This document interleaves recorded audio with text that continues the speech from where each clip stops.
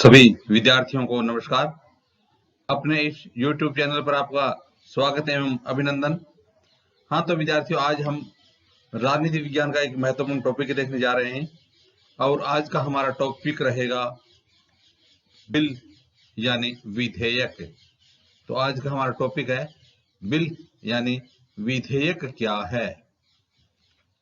आज का हमारा टॉपिक है विधेयक क्या है, बिल क्या है।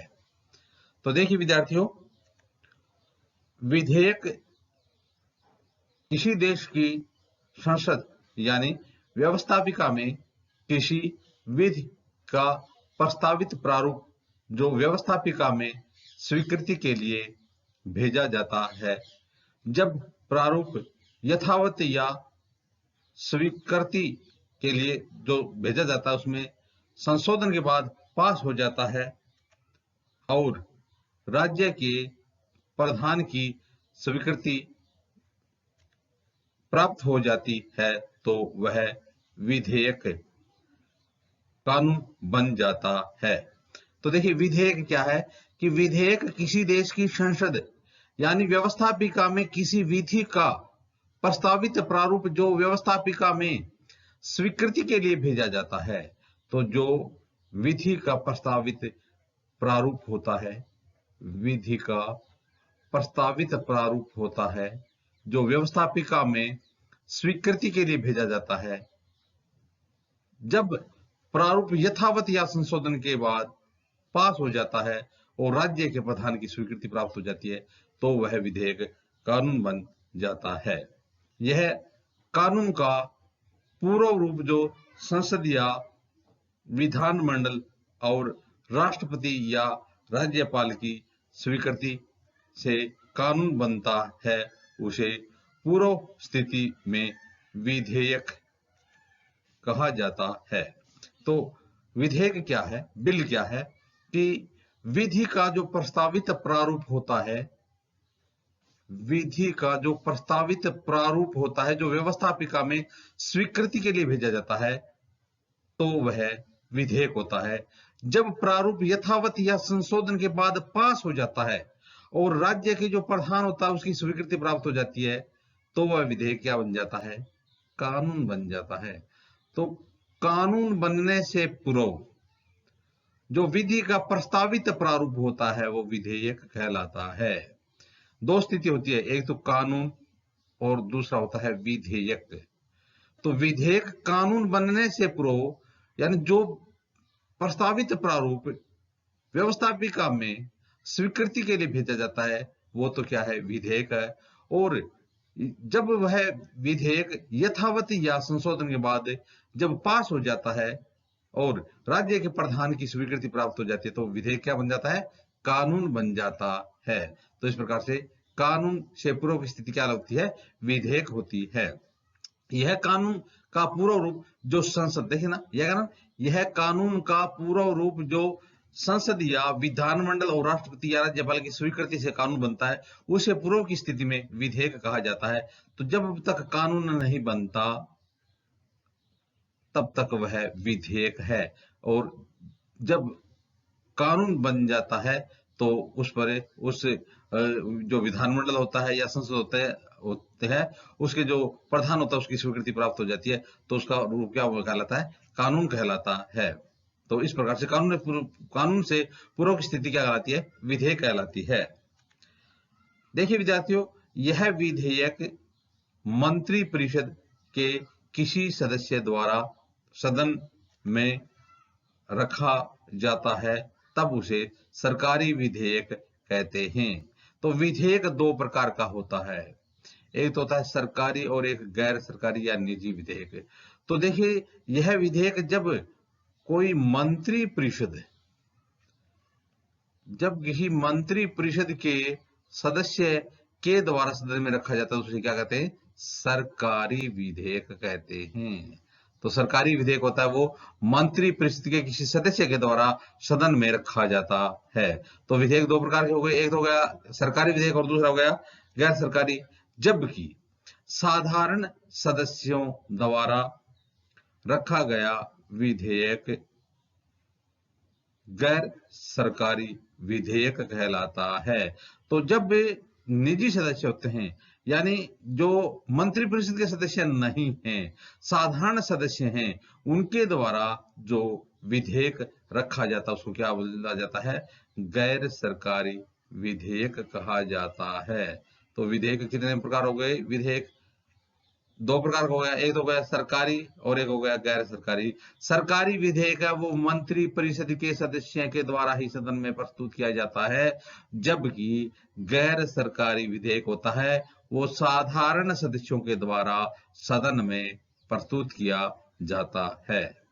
तो इस प्रकार से जो विधेयक है उसके हमने दो रूप कर दिए, एक तो कर दिया सरकारी और दूसरा कर दिया गैर सरकारी।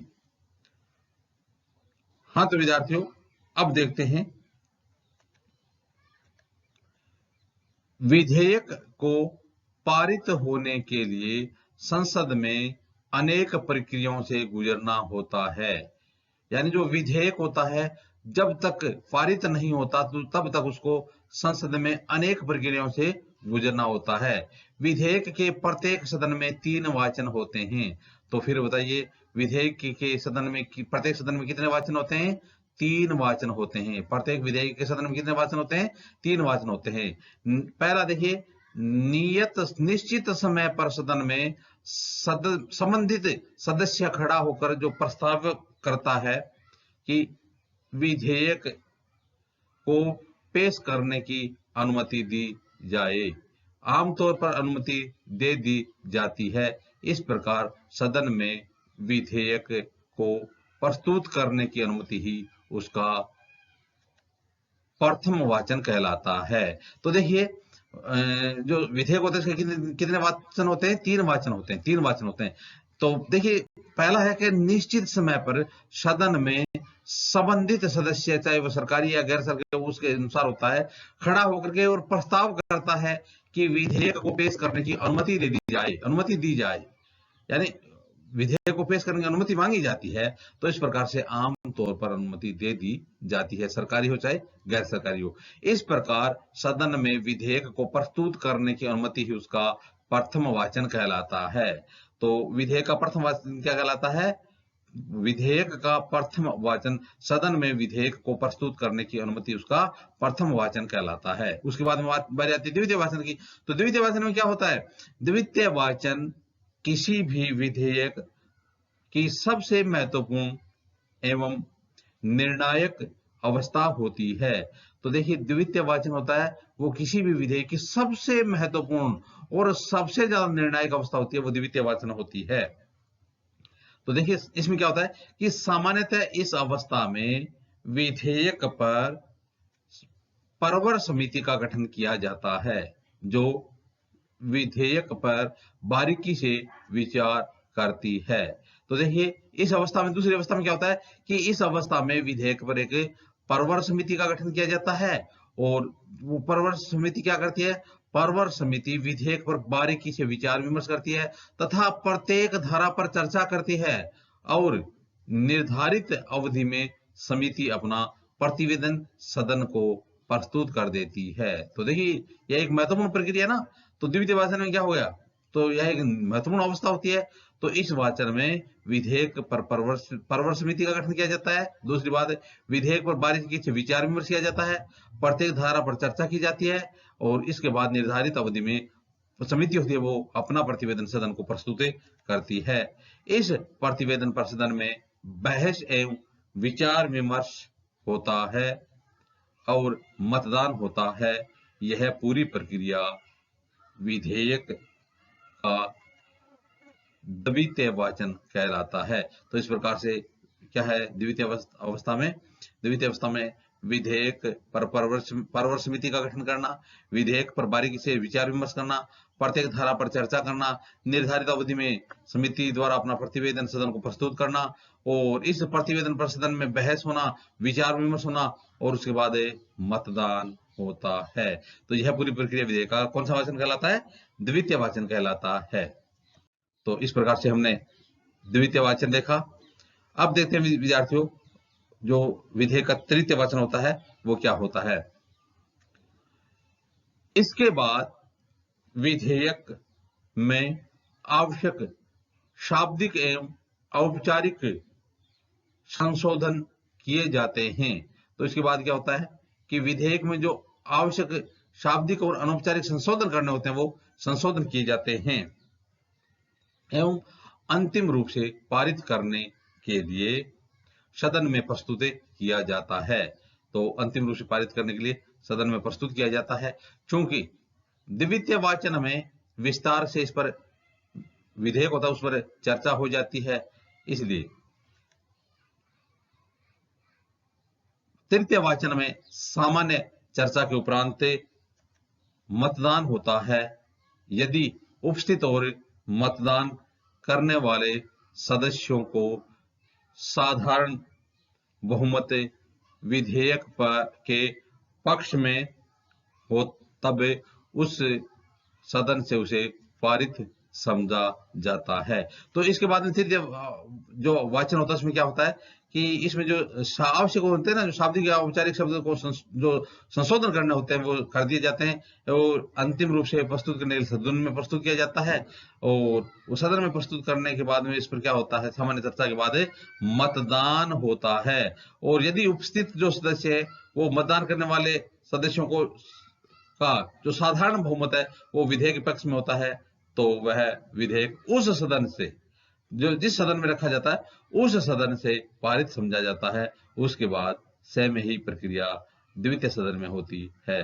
तो इस प्रकार से विद्यार्थियों आज हमने देखा कि बिल या विधेयक क्या है। तो आगे आने वाले वीडियो में भी इसी प्रकार से राजनीतिक विज्ञान संबंधित महत्वपूर्ण जानकारी हम देखते रहेंगे। आप भी अपने YouTube चैनल के साथ बने रहिए। वीडियो देखने के लिए धन्यवाद।